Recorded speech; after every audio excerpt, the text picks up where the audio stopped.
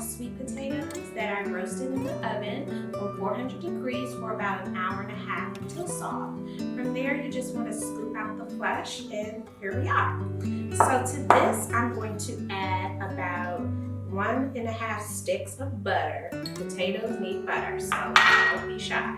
And then about a cup of carnation milk. And you can use half and half if you like. But potatoes, you know, they're naturally dry, so we want to just add some moisture to them. So now my secret flavor weapon is the zest of 1 orange.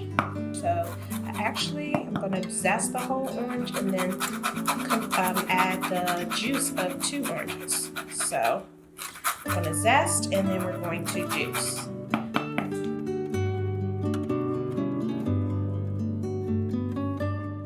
Alright, so my other secret flavor weapon is cayenne pepper.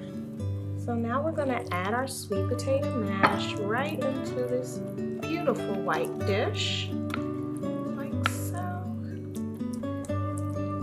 And then we're just going to top it with a little more cayenne pepper and some orange zest.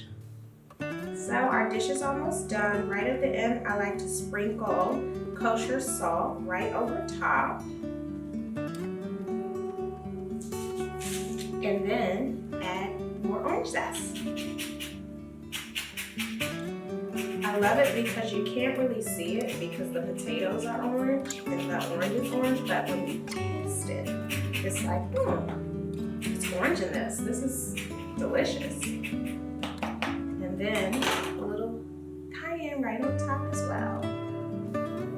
So we're just gonna add a little more cayenne right on top. This is the perfect dish to make this fall. It's perfect for Thanksgiving, even Christmas. It's a great side dish to go with pork chops or even chicken. You will have to make my sweet potato mash. I guarantee you will love it.